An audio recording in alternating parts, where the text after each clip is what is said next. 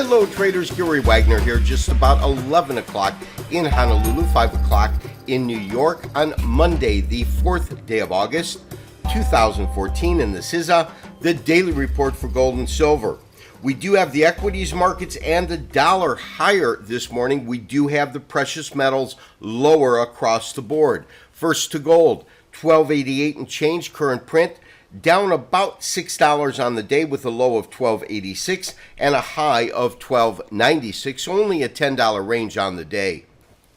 Silver also tracking lower, off about 10 cents on the day with a low of $20.05, a high of $20.55, and the current print just off the low at $20.15. The other thing that is noteworthy, we'll talk about it, of course, towards the end of the show, and that is the fact that we talked about the fact that silver would probably come and test this 50% retracement, which in fact we can see it can. More on silver towards the end of the show. Traders, there's no doubt about it. I would have liked to have seen some follow through with the nice rise that we saw on Friday where the market went up $12, $13. We did not get that. In fact, it's currently trading roughly at the midpoint of the Friday session. You can see that in the Japanese average chart. We'll pull that up in a second.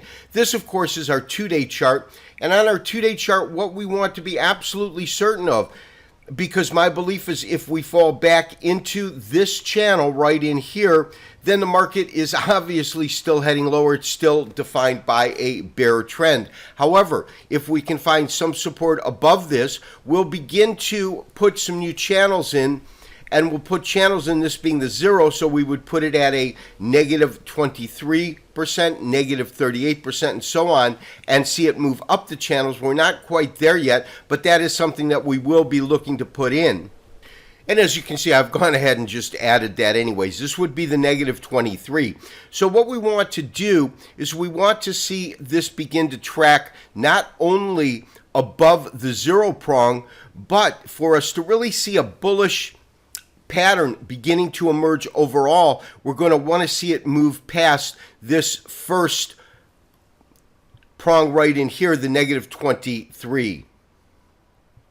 So traders, we talked about the fact that the market is currently trading roughly at the midpoint of Friday's trading activity. You can really see that in this particular chart right here.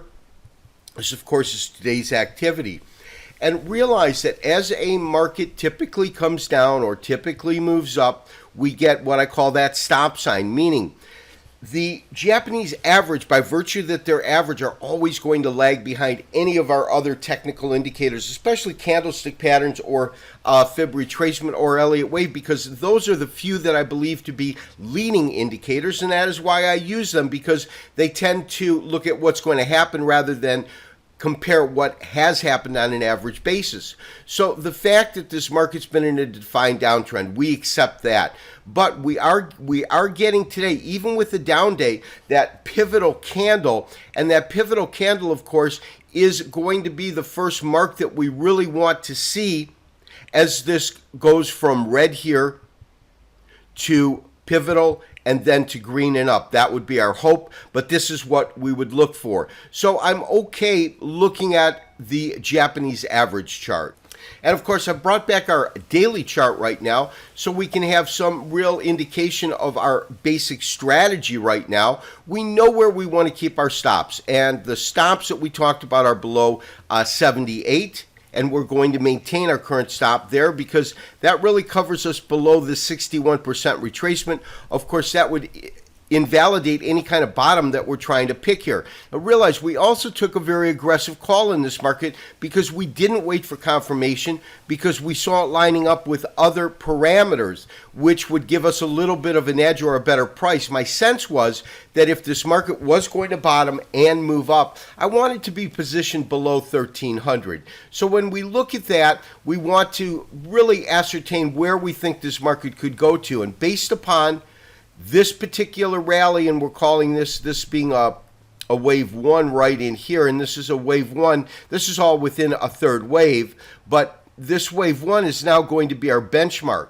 So typically what we do for a benchmark is we create a Fibonacci extension.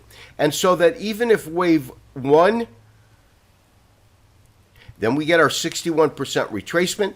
And then let's say that wave 2 is equal to that of wave 1. That would take us up to about 1380.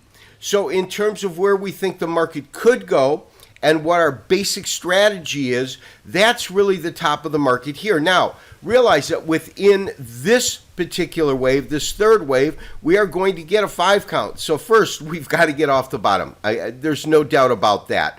But if and when we do, I'm assuming that we will, of course, we will then see this market move up a certain degree, correct, up, correct, and up is what I would look for in our straightforward model. So that would be our best potential strategy to be able to weather all of these moves up. We might want to see, first let's get off of the bottom, of course, but we might want to see what kind of action we get, because if the market goes to, for example, 1320 and we feel it might back off and give back potential, we might want to get out and then reposition ourselves.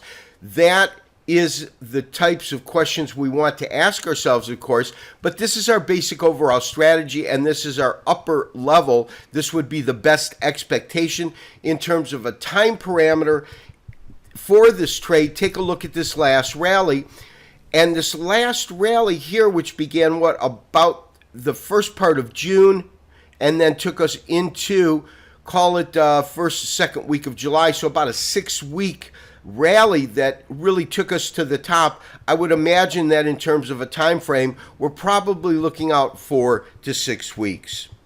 And then lastly, silver. As you know, on Friday when I made our recommendation to enter the market from the long side, I did not include silver. I just didn't feel silver was had enough pump and polish, so to speak. It wasn't really reacting in a bullish manner, and we weren't at any of our parameters to enter a trade early, because my sense was that it at least had to go to the 50%, if not the 61%.